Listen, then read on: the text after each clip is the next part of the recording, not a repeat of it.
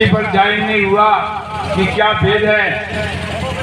फिर मेरी जुबान से ईश्वर परमात्मा की तारीफ अदा नहीं हो सकती। दूसरा मजबून बतौर समुद्रों के है, जो कलम से लिखा जाता है कि जो करतब मैंने सौदागर महाजनान के देखे हैं वो अजब तरह के नजर आए, जिससे मुझ गरीब साधु अनूप दास को तमाम जान के हिंदू मुसलमान साधु संत पंडित फकीर मुल्कों के राजा महाराजा सातों आठों विलायतों के बादशाह और दिगर अंग्रेज लोगों की खिदमत में हाथ जोड़कर अर्ज करना लाजिम आया कि जिसको जादू साला राक्षसी विद्या काफिरी विद्या और इंतजार करते हैं वो एक किस्म का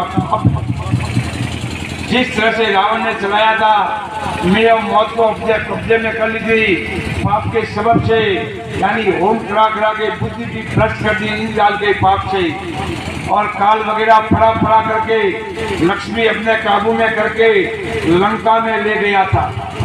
इसी तरह से हणाकंस राजा ने भी चलाया था, इसी तरह से कंस राजा ने भी चलाया था, इसी तरह से कारून बादशाह ने भी चलाया था। रावण हणाकंस कंस कारून वगैरह की तरह से बल राजा के बाद से भी इन सौदागर महाजनान ने भी राक्षसी विद्या का पाप चलाया है, और मैं और मौत को सारे कर लिए पाप के सबब से, और बुद्धि भी भ्रष्ट कर दी इंद्रिया के पाप से, और काल वगैरह फड़ा करके लक्ष्मी अपने काबू में करके राजों में राज के दरियाओं के पार ले गए हैं। जैसे कि रावण लंका में ले गया था, उसी तरह से दुनिया की लक्ष्मी काबू में करके लंका में ले गए।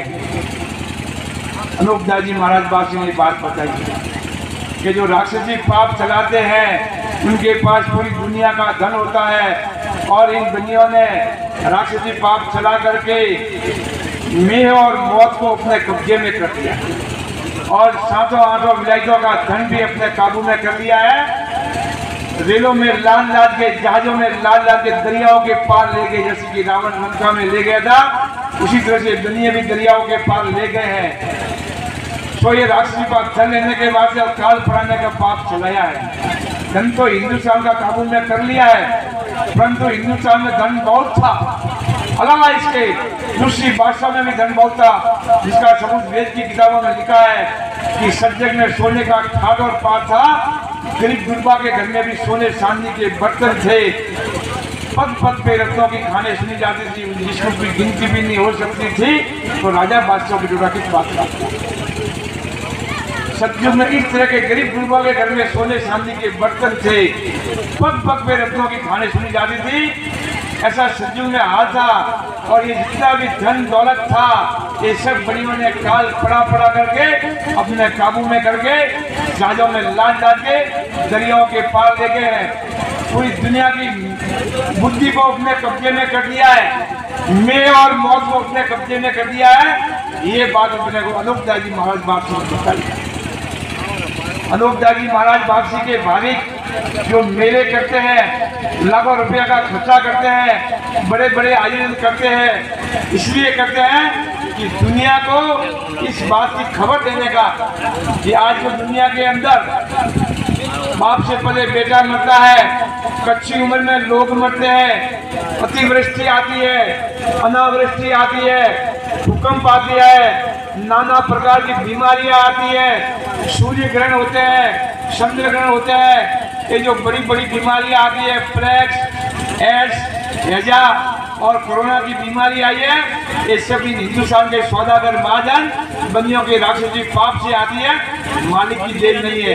अनूप दास जी महाराज बापसी ने किताब में लिखा एक बहुत बड़े रहस्य का पर्दाफाश किया है। आज दिन तक इन हिंदुस्तान के सौदागर महाजन बनियों को किसी ने नहीं पहचाना। उनकी पहचान अनूप दास जी महाराज बापसी ने की, और किताब में लिखा है ये बनिए जो आज जमीन माता के ऊपर जो सर्दी और गर्मी की बीमारी होती है, ये ठंडा ताप होता है, ये जमीन माता को ठंडी बीमारी है। जो गर्म ताप होता है ये गर्म बीमारी है। आज जो गर्मी पड़ती है एक भयंकर गर्मी पड़ रही है। ये जमीन माता को बहुत गर्म बुखार आता है। और किताब में बासी में लिखा है ये बनिए इस तरह जमीन माता को गरम गरम गरम ताप में रोक करके बीमार करेंगे कि जिस अंदर पानी उतरेगा। और आप लोगों ने मेरी बात पर ध्यान नहीं दिया तो जैसा इन्होंने किताब में लिखा है वो बनिए करके दिखा दे देंगे कि ओस की तरह से बारिश होगा, का आदमी होगा और जमीन के ऊपर इस तरह से गर्मी पड़ेगी कढ़ाई के अंदर तेल पड़ता है। ऐसा जमाना आएंगे अगर अनोखदास जी महाराज की वापसी की बात को अपन नहीं समझे तो ये बनी आने वाले समय में ऐसी ऐसी बीमारियां लाएंगे, ऐसा समय लाएंगे कि अपनी औलाद को जमीन माता के ऊपर जिंदा नहीं रहने देंगे और तड़पा तड़पा के मार देंगे। ये अनोखदास जी महाराज के वापसी की किताब में लिखा है। क्योंकि बनियों के जाल का भेद आज दिन तक किसी को मालूम नहीं पड़ा।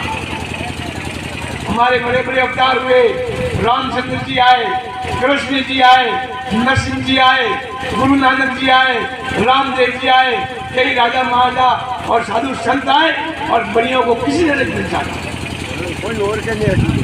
बनियों की पहचान अनोखदास जी महाराज ने की है। और जो बनिए पाप कराते 84 लाख कुड़ियों के ऊपर रात दिन उन कुड़ियों का भेद अनोखदास जी महाराज ने लाया कि लग 84 कुड़ियां देखी अनोखदास जी गुप्त पाप को देख के वेद बनाया खास कल्पना पोते गिदी गुप्त पाप को देखने वालों लीदी कहे सोने वेद वास के होना पास लग 84 कुड़ियां देखी अनोखदास जी।